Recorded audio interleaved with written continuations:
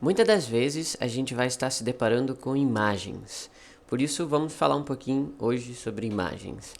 As imagens no Scratch, elas são de basicamente dois tipos.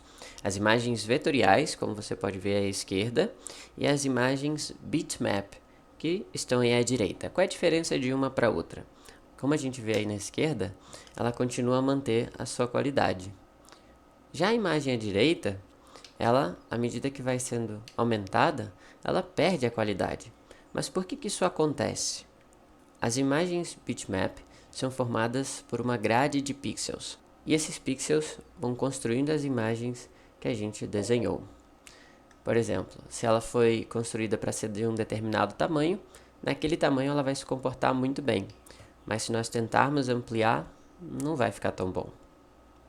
Já as imagens vetoriais, como são construídas por meio de vetores matemáticos, utilizam-se geralmente formas simples para estar criando essas imagens. Assim, se a gente tem um triângulo, a gente consegue aumentar ele tranquilamente, ou qualquer outra forma geométrica que a gente utilize no nosso código.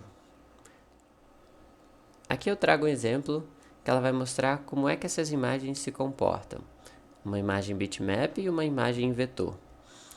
Diz assim, ó, clique nas telas para expandir o desenho. Essa tela aqui, embora ela esteja indicando que pertence a bitmap, ela ainda é um vetor, exatamente iguais. Então, podemos ver que ela expande e encolhe tranquilamente. Agora vamos ver a do vetor. Mesma coisa. Agora, se nós transformarmos essa imagem que é vetor para um bitmap, olha só. Posso fazer isso dando um clique. Bom, já se pode perceber um pouco o resultado. Veja que ela ficou pixelada, certo? Como é que eu fiz isso? Esse projeto ele vai estar disponível para que vocês possam ver também por dentro, por fora, fazer as alterações. Olha só. Eu vim nessa imagem aqui e eu tinha apenas essa, que foi a original que eu criei. Eu dupliquei a imagem e transformei ela para bitmap. Veja só, na hora ela já perde a sua resolução. Nós vamos ver ainda um outro exemplo que vai nos ajudar a entender a diferença entre uma imagem bitmap e vetor.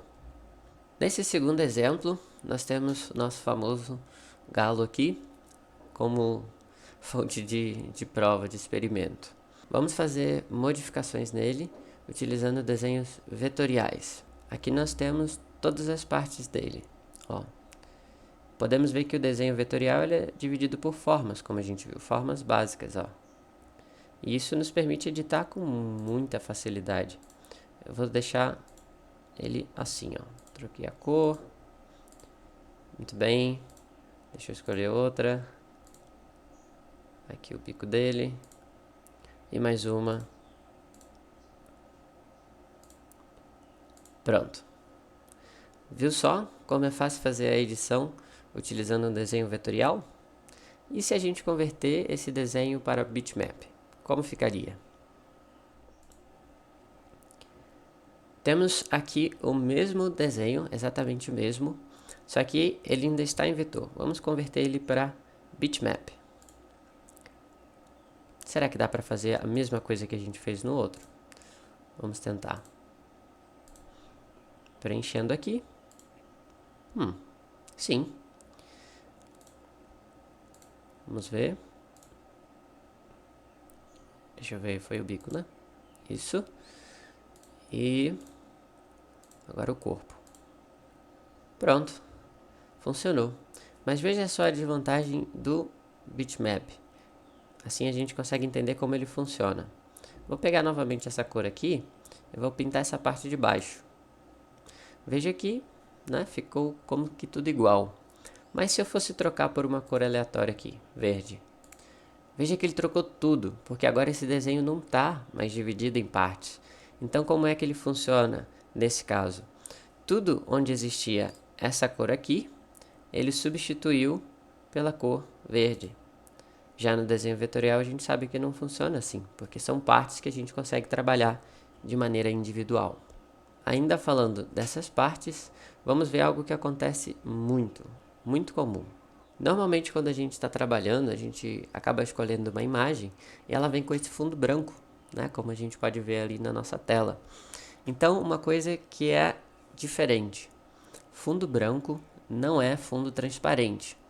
O fundo branco parece ser transparente quando está tudo branco, né? Como se fosse uma folha branca e o desenho tem um fundo branco, então parece que está tudo ok. Mas aqui a gente percebe que não está. Essa imagem ela tem um fundo branco e não um fundo transparente. As imagens de fundo branco são geralmente as JPG e as JPEG. Mas existem imagens que suportam esse tipo de fundo transparente de verdade. Eu vou duplicar aqui, ó, e vou remover esse fundo branco. Como é que eu faço isso? Vou escolher um preenchimento, ó, vazio, sem preenchimento. E vou estar trocando aqui tudo onde tem branco por esse sem preenchimento. Pronto, removi o fundo branco. As imagens que suportam esse tipo de fundo transparente são as que têm a extensão PNG. Então fica aí essa dica para quando a gente for trabalhar com imagens. Eu prefiro estar trabalhando com imagens em vetores, a não ser que eu não tenha como realmente estar utilizando vetores para construir os desenhos.